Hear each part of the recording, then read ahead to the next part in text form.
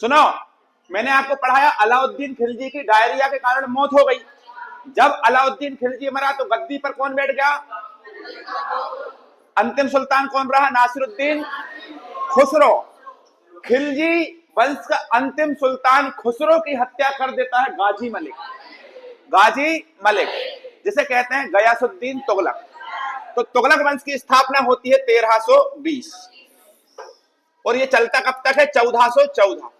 दिल्ली सल्तनत पर सबसे लंबे समय तक शासन करने वाला वंश कौन था? तुगलक वंश। अब बात सुनो जरा ध्यान से कि भाई खिलजी साम्राज्य का जब पतन होता है, तुगलक वंश का जब प्रारंभ होता है, तो तुगलक वंश का संस्थापक जो था वो था गयासुद्दीन तुगलक। गयासुद्दीन तुगलक, ध्यान से समझना, तुगलक। इसी को कहते हैं गाजी मलिक। क्या कहते हैं इसे? तो बेटा एक बात ध्यान से समझ लीजिए कि जो भारत है आपका, इस क्षेत्र से बहुत अटैक होते थे, ठीक है? तो इस क्षेत्र में तैनात हुआ ये व्यक्ति कौन? गयासुद्दीन तुगलक। इस क्षेत्र में वर्तमान पाकिस्तान में उस समय इस जगह का जो नाम था, ये दीपालपुर नाम की जगह थी, पंजाब। तो ये आक्रमणकारियों को रोकता था और डटकर सामना करता था। तो बहुत लड़ाकू योद्धा था, ताकतवर। दीपालपुर का कह सकते हैं कि हम सूबेदार या दीपालपुर का सेनापति, दीपालपुर में तैनात था ये। तो अलाउद्दीन खिलजी के समय इसने बहुत बहादुरी से बाहरी आक्रमणकारियों को सामना किया और लड़ा, और मंगोलों का अटैक भी इसने बहुत अच्छे से उनको पलटवार करके जवाब दिया। तो इसीलिए इसको एक उपाधि दी गई जिसका नाम क्या था? गाजी। तो गाजी कौन है? इस मैंने शुरुआत में ही पढ़ाया था, मध्यकालीन इतिहास जब चालू किया था। गाजी कौन? जो बहुत अच्छे युद्ध करने वाले योद्धा हुआ करते थे, वॉरियर हुआ करते थे। कौन हुआ करते थे? बहुत अच्छे वॉरियर। तो इसे गाजी की उपाधि, तो ध्यान रखना, गाजी की उपाधि धारण करने वाला भारत का प्रथम सुल्तान गाजी मलिक या गयासुद्दीन खिलजी। ये कहां का सेनापति या सूबेदार था? दीपालपुर। कहां का सूबेदार था ये? अरे हाँ कि नहीं? अब एक बात सुनिए, इसकी जो माता थी वो हिंदू थी और इसके जो पिता थे वो तुर्की थे। उस समय पर ये भारतीय महिलाओं से वैवाहिक संबंध स्थापित करने लगे थे। तो इसे कौन सी उपाधि दी गई? गाजी की उपाधि। अब यहां पर एक बात सुनिए जरा ध्यान से। अगर मैं आपसे बोलूं कि ये जो गयासुद्दीन तुगलक है, जिसने किसकी हत्या की? खुसरो की। और खुसरो किस वंश का अंतिम शासक था? अरे बताओ ना मेरे भाई। खिलजी वंश। किस वंश का अंतिम शासक था? अब एक बात सुनो, गयासुद्दीन तुगलक जब गद्दी पर बैठा तो गद्दी पर बैठकर इसने डाक व्यवस्था, डाक का मतलब क्या होता है? डाकिया डाक लाया, गाना सुना होगा ना। डाक व्यवस्था को सुदृढ़ किया। संचार प्रॉपर होना चाहिए। अच्छा, ये उस समय का एक बहुत बड़ी उपलब्धि थी, डाक या संचार व्यवस्था, क्योंकि कहां पर अटैक हो रहा है ये पता चल जाता था, है कि नहीं? वर्तमान में डाक व्यवस्था तो बहुत खत्म हो गई, लेकिन सबसे ज्यादा डाकघर पूरी दुनिया में कहां पर है? भारत में। मैं ये समझता हूं कि डाकघर भारत में सबसे ज्यादा है और यही कारण रहा भारत में जनसंख्या वृद्धि का, क्योंकि डाक समझ गए? तो डाक या लेटर जिसे बोलते हैं ना, प्रेम पत्र भी जाते थे इसी के थ्रू। ठीक है, चलिए, डाक व्यवस्था। अब डाक व्यवस्था को उसने सुदृढ़ किया और साथ में इसने क्या किया? नहरों का निर्माण कराना भी शुरुआत कर दी थी इसने, हाँ कि नहीं? क्या कर दी थी इसने? नहरों का। तो बहुत समझदार शासक था ये उस समय का। क्या नाम है इसका? गयासुद्दीन तुगलक या गाजी मलिक। डाक व्यवस्था को इसने सुदृढ़ किया और नहरों का निर्माण कार्य इसने क्या कर दिया? चालू कर दिया। लेकिन इसके बाद आगे चल के जो फिरोज शाह तुगलक आएंगे वो सबसे ज्यादा नहरों का क्या करते हैं? निर्माण करते हैं। अरे हाँ कि नहीं? अब यहां पर एक बात सुनिए, ये व्यक्ति बहुत अच्छा था, समझदार था। ये व्यक्ति बहुत अच्छा था और क्या था? समझदार था। इसने भू राजस्व कर में भी वृद्धि कर दी थी। अब बात ये आती है, इसके समय का सबसे महत्वपूर्ण काम ये रहा कि भारत में बंगाल क्षेत्र में, कौन से क्षेत्र में बेटा? बंगाल क्षेत्र में, इस क्षेत्र में, यहां पर ये दिल्ली से विद्रोह को दबाने के लिए जाता है और जब विद्रोह दबाकर ये वापस लौट रहा होता है, उस समय पर निजामुद्दीन औलिया नाम के एक सूफी संत से इसका विवाद चल रहा था। तो ये इसको कोई जानकारी देता है कि निजामुद्दीन औलिया तुम्हारी हत्या का षड्यंत्र रच रहे हैं। तो गयासुद्दीन तुगलक जो अभी हाल ही में गद्दी पर बैठा 1320 में, गद्दी पर बैठने के बाद बंगाल में विद्रोह दबाकर जब वापस आ रहा होता है तो ये संदेशा भिजवाता है निजामुद्दीन औलिया को। निजामुद्दीन औलिया जो दिल्ली में बैठे हैं, इसी के साम्राज्य के सूफी संत थे। कहता है कि मेरे वहां पहुंचने से पहले तुम दिल्ली छोड़कर चले जाओ, दिल्ली छोड़ के, नहीं तो मैं वहां आऊंगा और तुम्हारा क्या कर दूंगा, खात्मा कर दूंगा।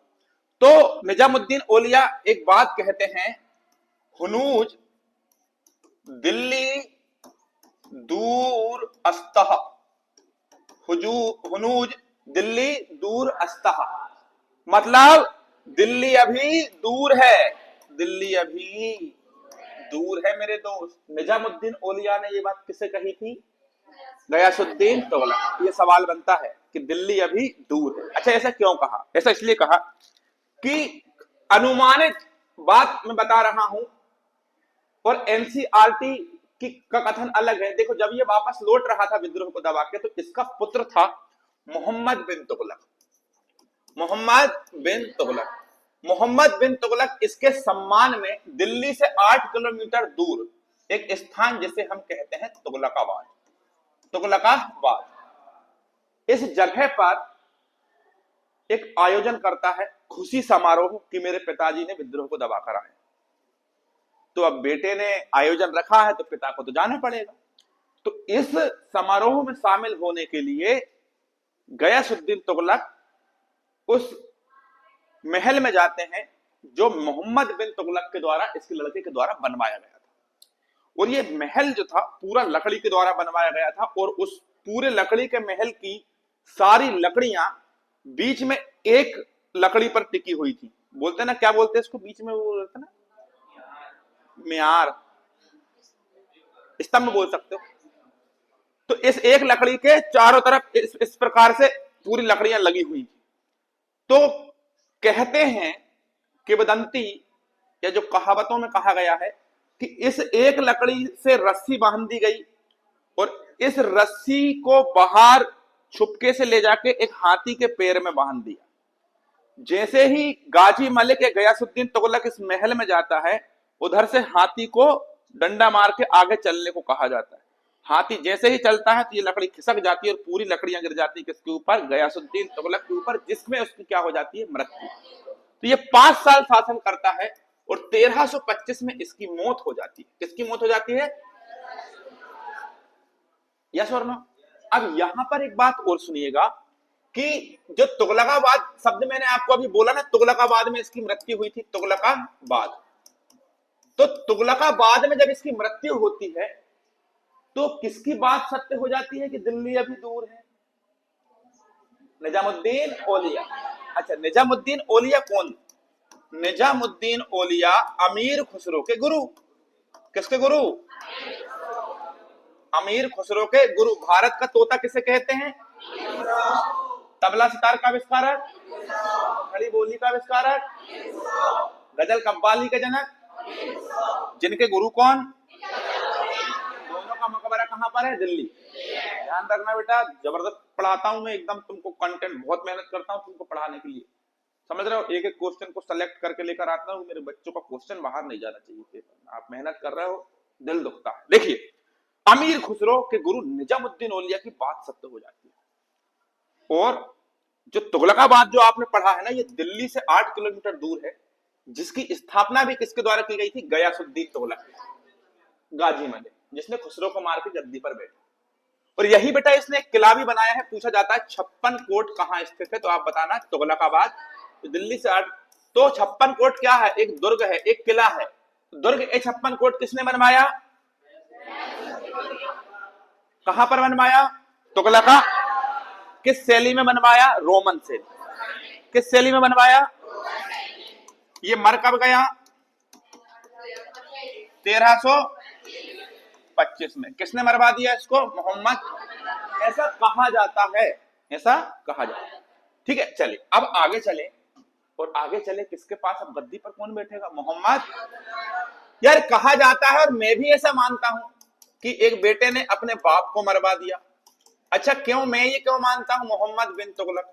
ये मैं क्यों मानता हूं? कारण ये है क्योंकि मोहम्मद बिन तुगलक आगे चल के निजामुद्दीन औलिया जो इसके पिता की हत्या करना चाहता था, उसका मकबरा अपने हाथों से बनवाता है मेरे भाई, उसकी दरगाह बनवाता है। अरे हाँ या ना? तो अतः हम कह सकते हैं कि भाई कुछ तो कनेक्शन रहा होगा, हाँ या ना? अब मोहम्मद बिन तुगलक के बारे में चलें तो याद रखिएगा, ये दिल्ली सल्तनत का सबसे पढ़ा लिखा विद्वान था, सबसे पढ़ा लिखा। इसको उर्दू, अरबी, फारसी, गणित, दर्शन शास्त्र सभी विषयों में बहुत अच्छा ज्ञान था। समझ गए? देख लो, ऐसे राजा नहीं बन जाते हैं, बहुत क्वालिटी चाहिए होती है। उसके बाद भी ये फ्लॉप रहा इसके जीवन में, हाँ या ना? ये बोर्ड देख देख के ना मेरी आंखों को दिक्कत होने लगी, मुझे ऐसा लगता है। चले, चश्मा लगाया करो, बिल्कुल चश्मा बनवा लेते हैं, ठीक है? देखो भैया, लेकिन फिर भी इस व्यक्ति को पागल और रक्त पिपासु कहते हैं, रक्त पीने वाला, पागल, सनकी कहते हैं ऐसे। इतना ज्ञानी व्यक्ति, उसके बाद भी इसे क्या कहते हैं? पागल। अच्छा, ये किसका लड़का था? गयासुद्दीन तुगलक। और जब तुम वीडियो देखो ना, तो मैं आपसे बार बार पूछ रहा हूं ऐसे, तो वीडियो देखते समय भी जब आप वीडियो में मैं बोल रहा हूंगा कि कौन बैठा गद्दी पर, किसका लड़का था क्या, तो अपने मन में बोला करो वीडियो देखते समय भी, तो हाँ और तेज आपको पकड़ में आएंगी, ठीक है? तो पागल रक्त पिपासु कहा गया इसको। इसको बहुत दिल्ली सल्तनत का बहुत पढ़ा लिखा विद्वान कौन था भाई? अब विद्वान था, इसने बहुत अच्छे काम भी किए और बहुत बुरे काम किए। देखिए, धार्मिक सहिष्णुता, अगर हम इसकी बात करें, धार्मिक सहिष्णुता, कौन सी सहिष्णुता बेटा? में इस व्यक्ति के द्वारा अपन क्या समझ सकते हैं? देखिए, इस व्यक्ति का मानना यह था, जब ये सुल्तान बना तो इसका मानना यह था कि शासन का जो आधार होगा, जिसमें योग्यता होगी वो आगे आएगा, जिसमें योग्यता होगी वो आगे। मतलब हर किसी को कि भाई मेरे धर्म का व्यक्ति है इसलिए इसको आगे करूं, ये उसमें नहीं था। जिसमें योग्यता होगी वो आगे आएगा, जिसमें ताकत होगी वो, भले वो किसी भी धर्म का हो। तो ये बात इनके जो धार्मिक गुरु हुए, उलेमा, और जो अमीर लोग हुए, उनको बड़ी बुरी लगी कि भाई समाज के आदमियों को पहले लेना चाहिए, दूसरे समाज के लोगों को, हिंदुओं को बड़े बड़े पदों पर बिठा दिया क्योंकि वो योग्य थे। तो इससे धार्मिक गुरु और इसके जो अमीर लोग थे, और अमीरों का दिल्ली सल्तनत में बड़ा इतिहास रहा, आखिरी तक रहा है। दिल्ली सल्तनत पढ़ लो आप, मुगल वंश पढ़ लो, उत्तर मुगल काल पढ़ लो, चले जाओ आप अंग्रेजों के समय तक चले जाओ, बहुत बड़ा रोल रहा है अमीरों का। तो धार्मिक और गुरु और अमीर सब इससे खफा हो गए। इसने हिंदुओं को बड़े बड़े पद पर बिठा दिया, और इसने होली, दिवाली और हिंदुओं के जितने त्योहार थे सब में बढ़ चढ़ के हिस्सा लिया। तो बताओ, विद्रोह तो बनता है, बनेगा या नहीं बनेगा? तो क्या बनता है बेटा? विद्रोह तो बनता है मेरे भाई। अरे बनेगा कि नहीं? अब आगे क्या हुआ, आगे की बात सुनो जरा ध्यान से। आगे क्या होगा? आगे इस व्यक्ति की कुछ योजनाएं फेल हो जाती, कुछ योजनाएं फेल, जिनमें जियाउद्दीन बर्नी ने एक किताब लिखी है जिसका नाम है तारीख ए फिरोज शाही। कौन सी किताब लिखी है? इसमें इसकी 5 योजनाओं को फेल बताया है। कितनी योजनाओं को? तो पढ़ेंगे। उससे पहले मैं आपको एक बात बताऊं कि इसने क्या किया। भारत में इसकी ये सोच थी बेटा, इसकी ये सोच थी किसकी? मोहम्मद बिन तुगलक की, कि मैं तो दिल्ली में बैठा हूं, लेकिन दक्षिण भारत में मुझे पूरा दक्षिण भारत जीतना है। मैं यहां बैठा हूं, मुझे ये भी चाहिए, ये भी चाहिए। ये अलाउद्दीन खिलजी बड़ा समझदार और मेरे ख्याल से सफल सुल्तान रहा वो उसके जीवन में। क्यों? दिमाग रखता था भाई। उसने वो समझ गया था। बाबू जी इधर देख लो बेटा, आप कहां खोई रहती हो आप? अलाउद्दीन खिलजी समझ गया था कि अगर दिल्ली छोड़ के साउथ इंडिया पर अटैक करने मैं जाऊंगा तो मिट जाऊंगा। क्योंकि बाहरी आक्रमणकारी किस पर अटैक कर देंगे और भारत की गद्दी मेरे हाथ से चली जाए। तो वो नीचे नहीं गया लड़ने के लिए, खुद उसने मलिक काफूर को भेजा। और दूसरी चीज, दक्षिण भारत को अपने साम्राज्य में मिलाया ही नहीं, जीतने के बाद वापस कर देता था और कहता था कि अब तुम हमारे अधीन हो, हर साल तुमसे हमें टैक्स चाहिए, और बड़ी मात्रा में धन अर्जित करता था नीचे से। साम्राज्य का हिस्सा नहीं बनाया दक्षिण भारत को। मेरी बात समझ में आ रही है? मजा आ रहा है? लेकिन ये पगला, काश उस समय ये पढ़ा होता अपन से। ये पगला दिल्ली चला जाता, दिल्ली छोड़ के कहां पर जाने का प्रयास करता है? साउथ इंडिया में, और पूरे साउथ इंडिया को भारतीय साम्राज्य में दिल्ली सल्तनत में मिलाने का प्रयास करता है, जिससे आंतरिक विद्रोह की स्थिति उत्पन्न हो जाती है। क्योंकि भाई अगर सुल्तान दक्षिण भारत पर नजर रखेगा, इसके विषय में सोचेगा, इसी के विषय में पूरी योजना बनाएगा, तो ये लोग तो चढ़ेंगे ना भाई, बाकी के लोग ये है ना।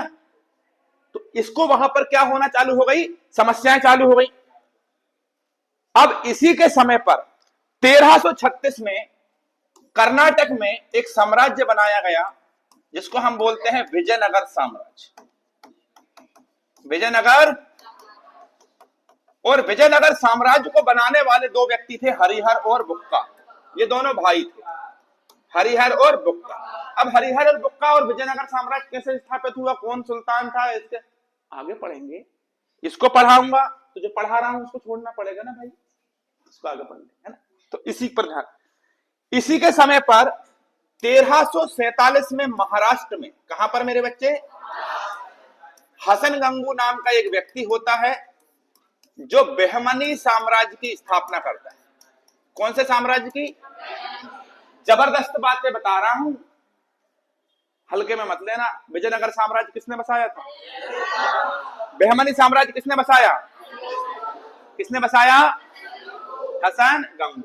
अब मेरे भाई, इतनी कहानी पढ़ने के बाद अपन आगे की ओर चले, और आगे चल के अपन देखेंगे कि इसने कृषि के लिए, ये योजना फेल हो गई साउथ इंडिया को मिलाने वाली, विद्रोह होने लगे, अलग अलग राजा आ गए, अलग अलग संस्थापक।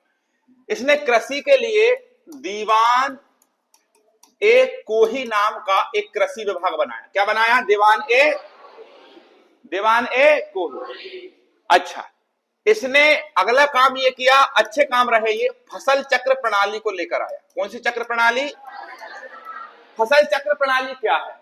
फसल चक्र प्रणाली का मतलब होता है कि एक ही फसल मत लगाओ बार बार। अगर आप गेहूं चावल गेहूं चावल गेहूं चावल लगाओगे तो इससे मिट्टी की उर्वरा शक्ति नष्ट हो जाती है, पोषक तत्व खत्म होने लगते हैं। तो फसलों को रिपीट किया जाना चाहिए, लेकिन बीच बीच में दूसरी फसलों को भी, ठीक है, बढ़िया चीज थी ये। और तीसरा इसने काम चालू किया, तकावी ऋण।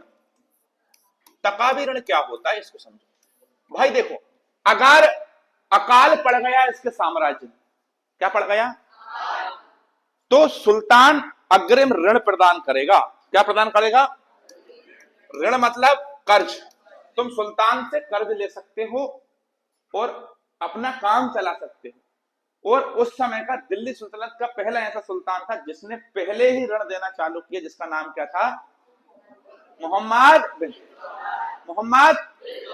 अब आगे अपन बात करें भाई साहब, कि समझदार था, अच्छे काम कर रहा था। और देखो, अभी तक जो काम किसी ने नहीं किया वो काम ये व्यक्ति कर रहा है, देखो ना आप। और क्या करेगा इंसान, मर जाए क्या? आप बताओ। आप लोगों से तो अच्छा ही है, आप एक कंपटीशन की तैयारी में से कर रहे हो, देखो कितने अच्छे अच्छे काम कर रहा है वो, सीखो इससे कुछ। यहां पर देखिए, जियाउद्दीन बर्नी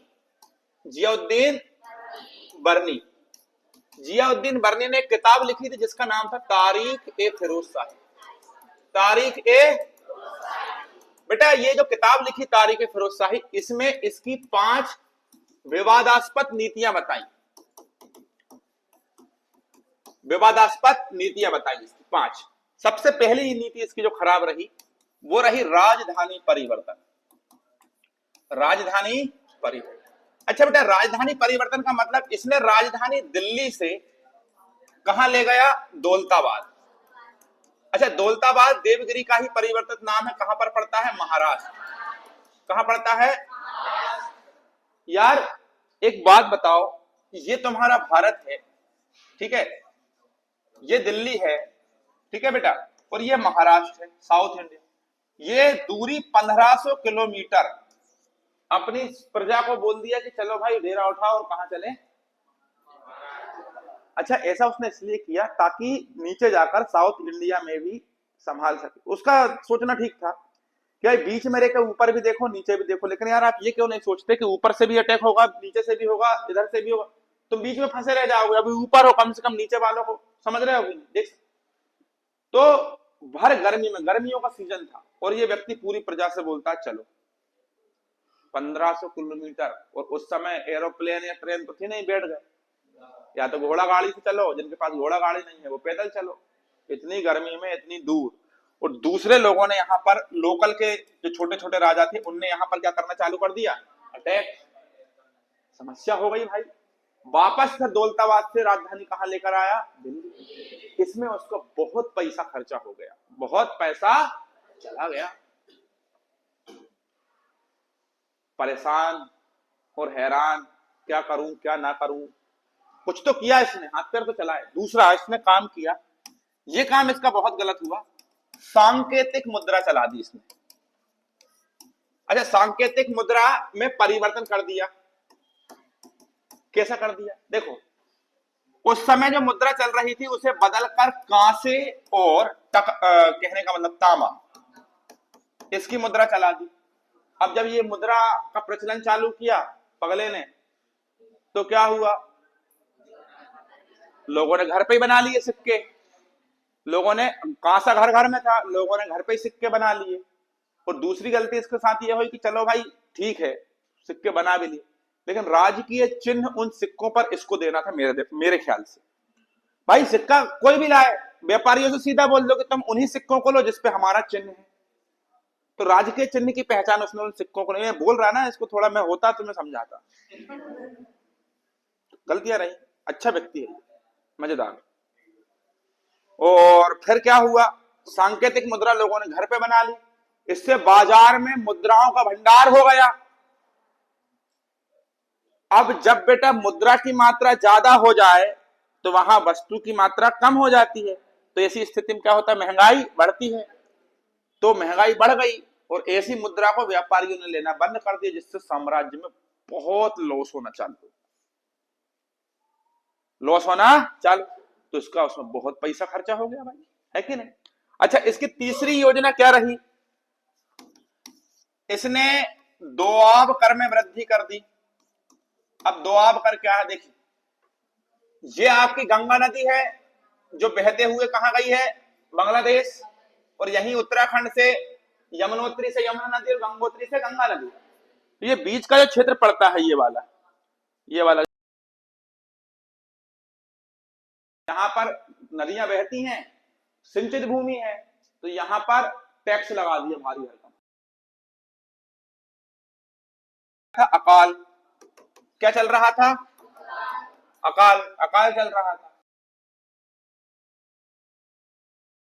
विद्रोह किया, बड़ी समस्या हो गई भाई।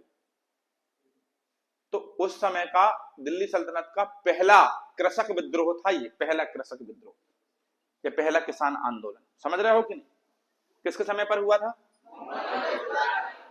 अगला इसने क्या किया? इसने अपनी सेना से बोला चलो भाई खुरासान चलते हैं। खुरासान अभियान किया इसने। खुरासान अभियान क्या? खुरासान अभियान का मतलब ये होता है, खुरासान एक साम्राज्य था ईरान में, मैं पढ़ा चुका हूं। तो ईरान में जो साम्राज्य था खुरासान, वहां पर राजनीतिक शून्यता आ गई थी, मतलब वहां कोई राजा महाराजा नहीं था। तो ऐसी स्थिति में क्या होगा? ऐसी स्थिति में खुरासान अभियान जब इसने किया, तो करने से पहले इसने सोचा कि भाई मैं ईरान में जाकर राजा बन जाऊंगा। पाकिस्तान तो क्षेत्र इसका था, पाकिस्तान से लगा हुआ ईरान। बोले ईरान में मैं क्या बन जाऊंगा? सुल्तान बन जाऊंगा, वो भी क्षेत्र जीत लेता हूं। अच्छी योजना थी। तो इसने क्या किया, पूरे सिपाहियों को बुलाया, 3,70,000 सिपाही। कितने सिपाही? 3,70,000 सिपाहियों को बुलाया, और 3,70,000 सिपाहियों को बुला के क्या बोला कि ये लो पैसा, 1 साल की नगद पेमेंट, 1 साल की एडवांस, और बोले तैयारी करो, कहां चलना है। अब तैयारी का जब दिन आया, तैयारी पूरी हुई और निकलने का समय जब आया, तो समाचार मिला कि वो मिस्र ने ईरान से समझौता करके संधि कर ली है और वहां पर नई शक्ति का उदय हुआ। अगर ये अटैक करने जाएगा तो मारा जाएगा। ये योजना भी क्या हो गई है। अब इसने वापस उन सिपाहियों से पैसा मांगा कि भाई दो, वापस करो अब, और क्या, नहीं जा रहे। अब वो कहां करे, तो इनको जैसे ही इनने पैसा दिया, उन्होंने नशे पत्ते मुड़ा दिए पैसे पूरे। बच्चों को कपड़े दिला दिए, गोदरेज ले ली, फ्रिज ले ली, वॉशिंग मशीन ले ली, मोबाइल ले ली, पैसे वापस नहीं आए। अब वो जो किसान, जो सिपाही इसने जो भर्ती करे थे बाकी के, अब उनको वेतन कहां से दे भाई, पूरा पैसा तो उनने बोला तुम जाओ, तुमको हम सेना में नहीं रख रहे। तो इनने सेना में से वो सिपाहियों को निकाल दिया। अब सिपाही बेचारे कहां जाएंगे यार, वो तो बड़ी, उनने कहा देखो भैया आर्मी में, जो आर्मी कह सकते हैं कि आर्मी में जॉब लग गई, मिठाई बांट दी घर वालों ने, देखो ये मेरिट लिस्ट में नाम आ गया, बड़े खुश थे वो। अब उनको निकाल दिया तो बेरोजगार हो गए बेचारे। वो बेरोजगार हुए तो उनने विद्रोह कर दिया। क्या कर दिया? सिपाही विद्रोह था भाई, अपनी ही सेना ने विद्रोह कर दिया, बेरोजगार हो गए थे। फिर अगली योजना इसकी रही कराचेल अभियान। कौन सी अभियान? ये बेचारा जो भी करता था ना, करना सही जाता था, वो गलत जाता था। क्यों श्वेता? कराचेल अभियान जब हुआ, कराचेल भारत में, ये जो भारत है हमारा, देखो यहां पे हिमाचल प्रदेश वाले क्षेत्र में, हिमालय की जो कुमायूं हिमालय है, देखो कुमायूं हिमालय जिसे हम किस नाम से जानते हैं, सबसे निचला हिमालय, ठीक है, बृहद हिमालय, लघु हिमालय, शिवालय, समझ रहे हो कि नहीं, शिवालय। तो कुमायूं क्षेत्र में हिमाचल प्रदेश का एक क्षेत्र पड़ता है जिसे कुमायूं नाम से जानते हैं। वहां पर ये अटैक करना जाता है 10,000 की सेना लेकर। कितनी सेना लेकर? और ये अभियान काफी हद तक सफल भी हो जाता है। लेकिन उसी समय हिमालय की तलछटी से एक बहुत बड़ा ग्लेशियर पिघलता है, जिसमें इसकी पूरी सेना खत्म हो जाती है। कहते हैं 10,000 में केवल 10 आदमी शेष आए थे इसके पास। इसकी ये योजना भी क्या हो गई, फेल। बेचारा बड़ा परेशान, बड़ा। तो इसकी ये नीतियां कैसी रही बेटा, बताओ, विवादास्पद कैसी रही। अब भैया ये व्यक्ति, इसी के दरबार में एक अरबी यात्री आता है जिसका नाम होता है इब्ने बतूता। अरबी यात्री, क्या नाम था इसका? Ibn Battuta. अरबी यात्री होता है ये, अच्छा होता है, पढ़ा लिखा विद्वान। जब ये आता है तो आते हुए ये जितना जगह भ्रमण करके आया, वो सारी बातें किताब में लिखता है, जिसे कहते हैं रहला। और रहला क्या है? यात्रा वृत्तांत। रहला क्या है? अब सुनिए, यात्रा वृत्तांत। अब इसको इब्ने बतूता को पकड़ता है, बोलता है इधर, तू बहुत अच्छा आदमी है, अरबी है, समझदार है, पढ़ा लिखा है, किताब लिखी तूने रहला यात्रा वृत्तांत से, देखो मैं काजी नियुक्त करता हूं। क्या नियुक्त करता हूं? फिर हो गया भूला, एक काम कर, तुम चीन चले जाओ। कहां चले जाओ? इसको कहां भेज देता है? चीन। इसको भेज देता भैया चीन। ये गरीब बोलता है बड़ा भाई गलती हो गई क्या आके, कोई गलती कर दी क्या इंडिया आके। इब्ने बतूता को राजदूत बना के चीन भेजने वाले सुल्तान कौन थे? मोहम्मद। किस पद पर नियुक्त किया था? काजी। दाजी नहीं बेटा, काजी। दाजी कौन? तुम्हारे दाजी वहां कैसे पहुंच जाएंगे? देखिए 1351 में, बातें नहीं करो, पंजाब में एक जगह है थट्टा। कौन सी जगह? यहां पर एक विद्रोह होता है और इस विद्रोह को दबाने मोहम्मद बिन तुगलक जाता है, जहां उसकी क्या हो जाती है? मृत्यु। तो जब ये मरता है तो जियाउद्दीन बर्नी क्या कहते हैं? जब ये मरता है तो जियाउद्दीन बर्नी क्या कहते हैं कि, सॉरी जियाउद्दीन बर्नी बोल रहा है, बदायूनी, बदायूनी एक अगले लेखक थे, ये कहते हैं कि अंततः, लिख देते हैं बदायूनी, बदायूनी कहते हैं कि अंततः सुल्तान को प्रजा और प्रजा को सुल्तान से क्या मिल गई? क्या मिल गई? ये किसने कहा था? अरे हाँ कि नहीं? बदायूनी। बात समझ में आ गई? अब इसका एक चचेरा भाई, कौन बेटा? चचेरा भाई, चचेरा भाई, जिसका नाम होता है फिरोज शाह तुगलक। क्या नाम होता है? ये गद्दी पर बैठता है, तो ये 2 बार गद्दी पर बैठता है, ध्यान रखना। कितनी बार बैठता है? मतलब 2 बार, मतलब इसका 2 बार राज्याभिषेक होता है। क्यों होता है? क्योंकि एक तो जहां पर ये मरा, यहीं पर पहुंच के इसने बोला ये मरा है तो मरने तो पहले मेरा राज्याभिषेक करो भाई, तो पहले इसको क्या कर दिया? राज्य। ये बोले मजा नहीं आया, जहां उसका हुआ था वहां भी करवाओ मेरा, तो यहाँ भी इसने क्या करा? 1351 में यहाँ भी इसने क्या कराया? तो 2 बार दिल्ली सल्तनत में किसका राज्याभिषेक होता है? अच्छा, कब बैठता है गद्दी पर? 1351। कब तक बैठा रहता है? 1308। कौन बेटा? फिरोज शाह। तो अब पढ़ेंगे हम किसको? फिरोज शाह। किसे पढ़ेंगे? फिरोज शाह तुगलक। अब यहां पर मेरी बात सुनो जरा ध्यान से।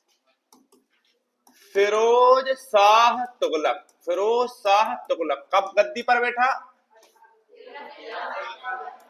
कब गद्दी पर बैठा? 1300। कब तक बैठा?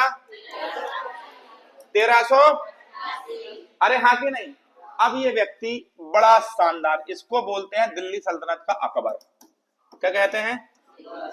अकबर। मतलब बहुत शानदार व्यक्ति, उन लोगों के लिए जो इसके धर्म को मानते थे, इनके धर्म के लिए बहुत अच्छा।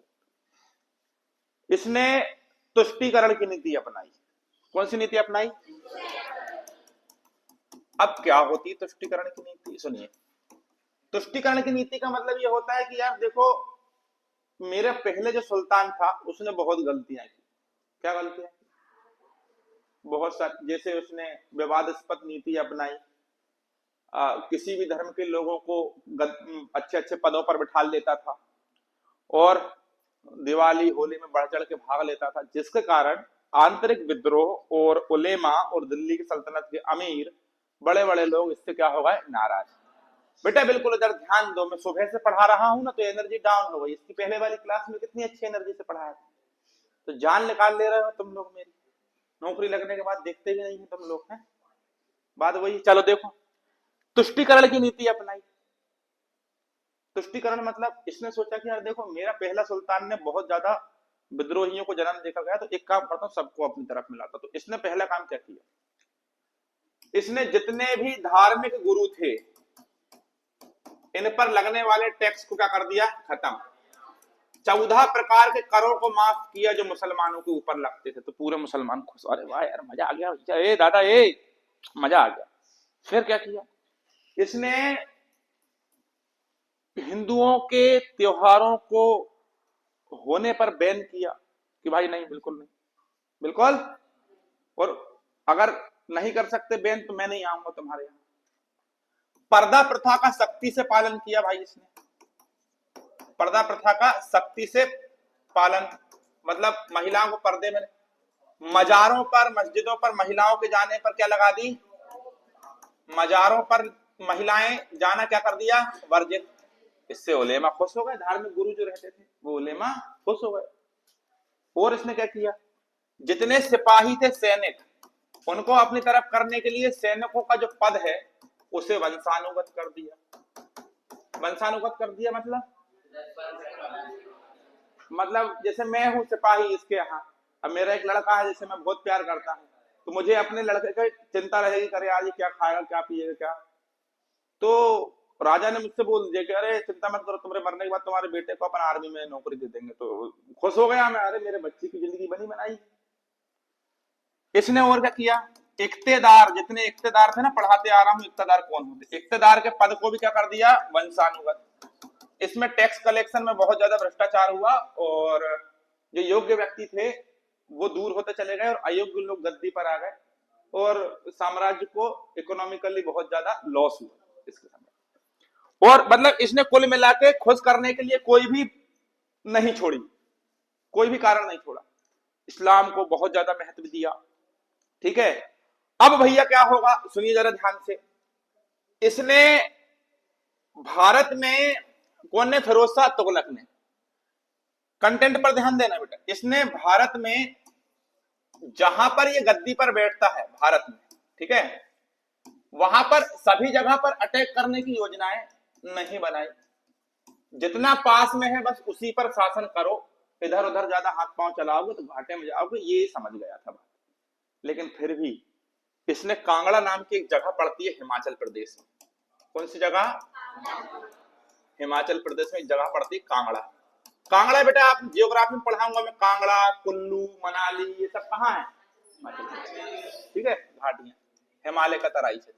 कांगड़ा, यहां पर एक मंदिर था ज्वालामुखी मंदिर, कौन सा मंदिर, और ज्वालामुखी मंदिर के ऊपर इसने अटैक किया और उस मंदिर को पूरी तरह से ध्वस्त कर दिया।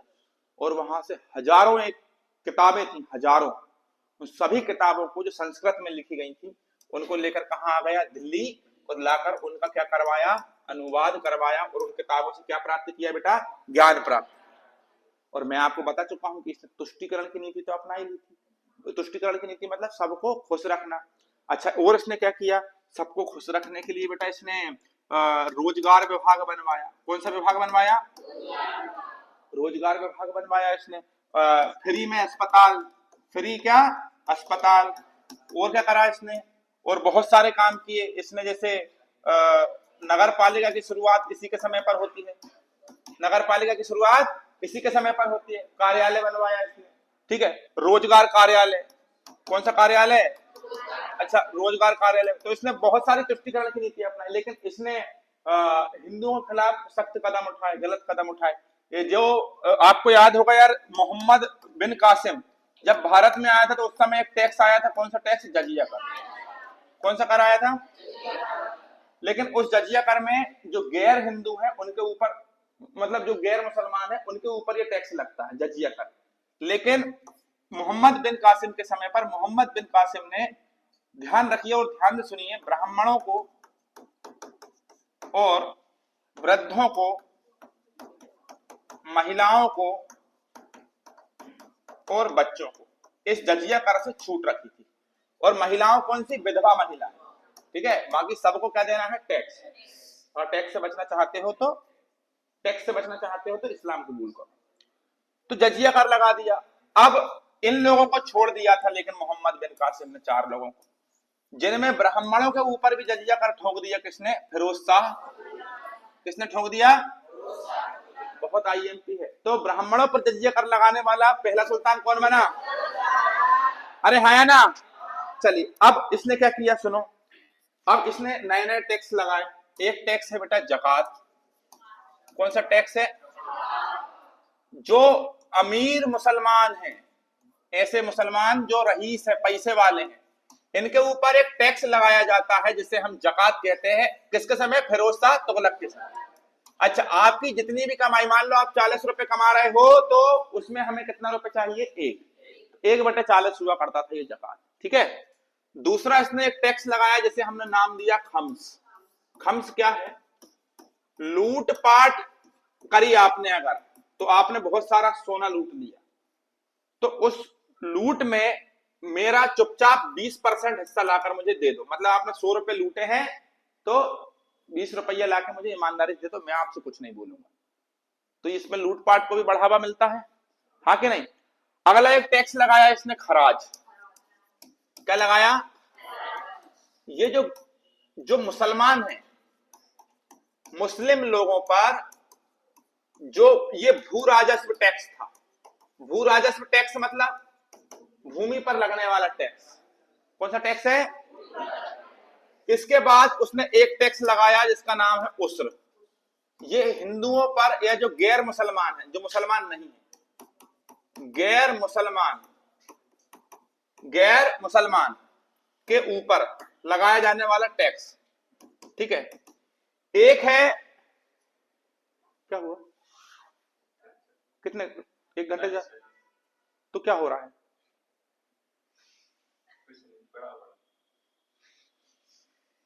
एक और टैक्स लगाया इसने, हक ए सर्व। चूंकि इसके समय पर सर्वाधिक नहरों का निर्माण हुआ था। सर्वाधिक किसका निर्माण हुआ था? नहरों। इसके समय पर सर्वाधिक नहरों का निर्माण हुआ, बहुत नहरें बनवाई इसने, और बड़ी बड़ी नहरें बनवाई। कितनी? 5। कितनी नहरें बनवाई बड़ी बड़ी? 5। ठीक है, 5, जिनमें सबसे बड़ी नहर थी हिसार से, या यमुना नदी से हिसार तक, जो यमुना नदी को हिसार से जोड़ती है। हिसार कहां पर है? हरियाणा। ये 150 मील लंबी नहर है जिसका नाम क्या है? साहब नहर। और दूसरी एक नहर और पढ़ेंगे हम, सतलज नदी को घग्गर से जोड़ने वाली नहर। किसको किससे जोड़ने वाली?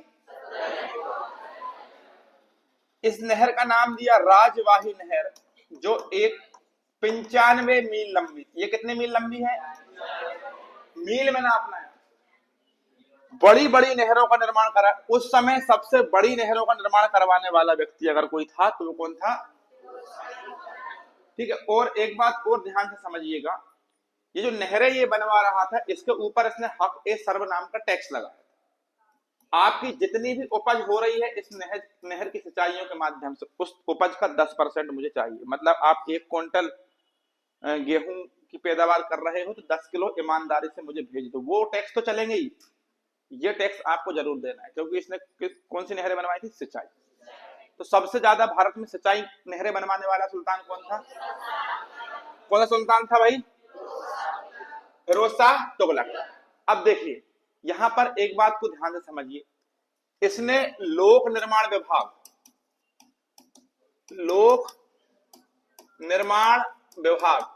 की क्या की? स्थापना। तो आप ध्यान रखना, दिल्ली सल्तनत में कौन सुल्तान था जिसने लोक निर्माण विभाग बनवाया था? हाँ कि नहीं? दूसरा विभाग बनवाया इसने दारुल सफा। दारू सफा नहीं बेटा, दारुल सफा। दारुल सफा का मतलब ये होता है कि भाई निःशुल्क अस्पताल। कौन सा अस्पताल?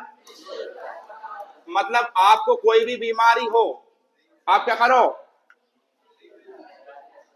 सरकारी अस्पताल में जाओ। इसके बाद इसने एक और विभाग बनवाया, रोजगार विभाग। रोजगार विभाग, आपको याद होगा मोहम्मद बिन तुगलक के समय काफी सिपाही ऐसे थे जिनको उसने निकाल दिया था सेना में से, वो बेरोजगार हो गए। तो उन बेरोजगारों के लिए वापस कौन से विभाग की स्थापना करवाई?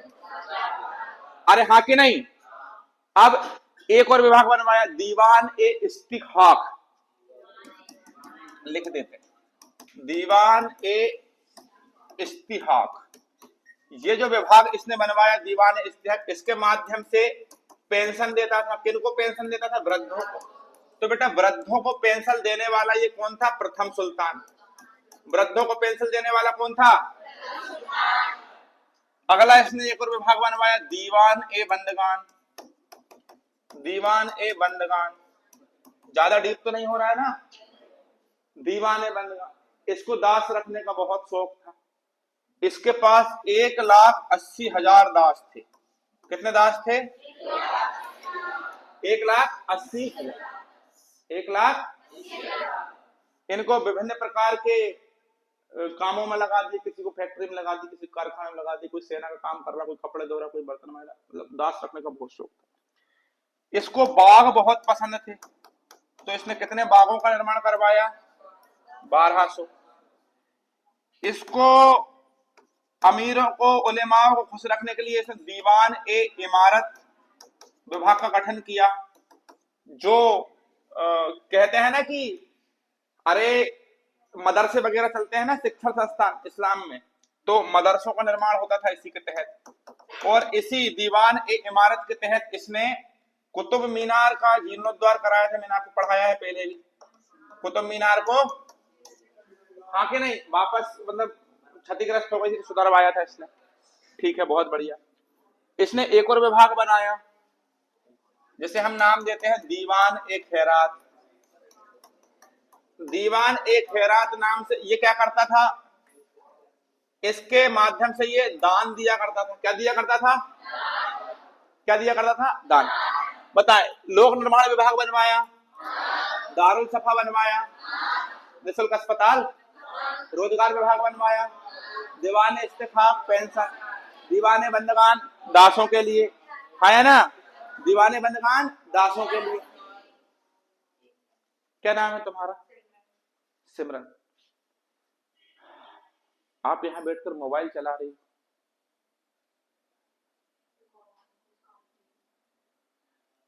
आपको इतना सा समझ में नहीं आता कि जो व्यक्ति सुबह से आपको पढ़ा रहा है, सुबह से पढ़ा रहा हूं, पैर तो दुखते होंगे, और इतना गहरा कंटेंट पढ़ा रहा हूं, इसके पीछे मेहनत कितनी लगी होगी।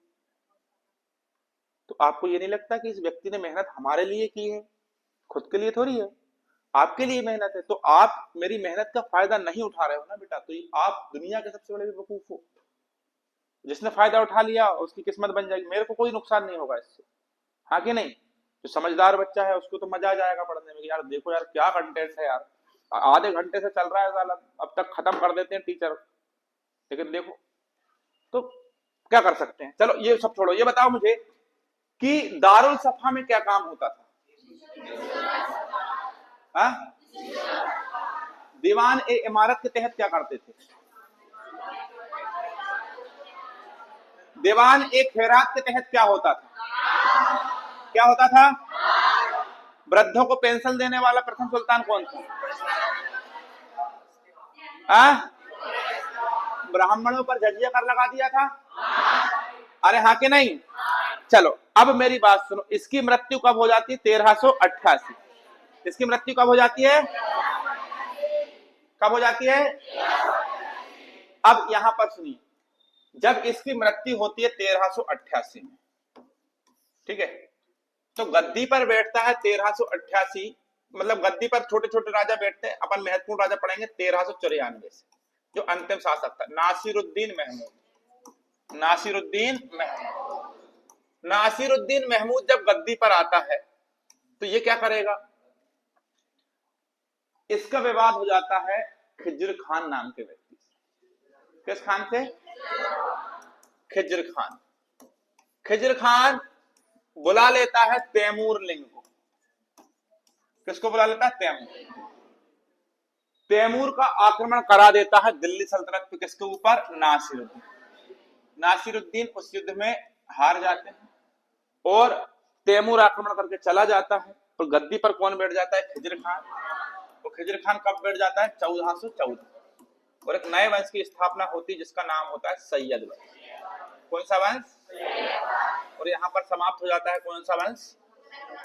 कौन सा वंश?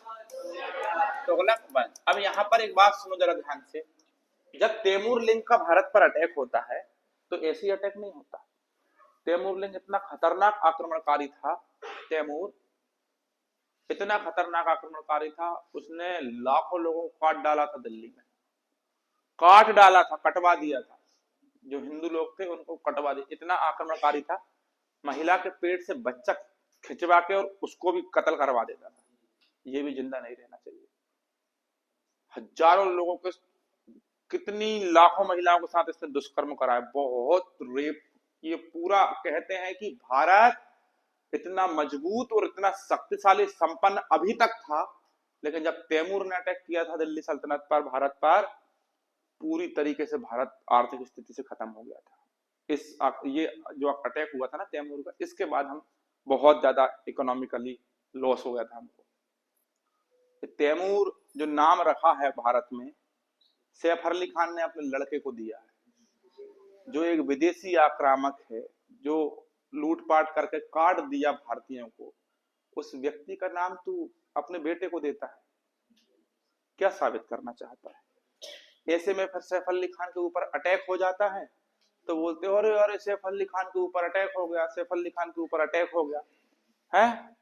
तो भारतीय मीडिया घर में घुस के जाके देख रही, सैफ अली जी आपको कहां कहां चोटें लगी, कौन कौन ने मारा था? सेना में रोज सिपाही मर रहे हैं, लेकिन वहां भारतीय मीडिया नहीं जाएगी ना, गोली खाने थोड़ी जाएगी भारतीय मीडिया। अगर कोई महिला एक्ट्रेस या कोई एक्टर या कोई खिलाड़ी का बच्चा चड्डी में अगर हग लेगा तो वहां कैमरा लेके देखे, ओ आज फलानी एक्ट्रेस के बच्चे ने इतना आज नरम की है, टाइट होना था।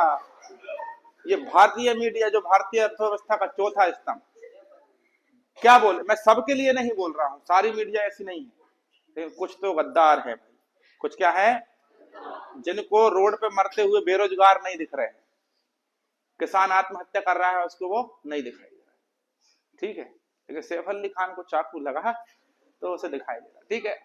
इसके बाद मुलाकात करेंगे कब की क्लास में?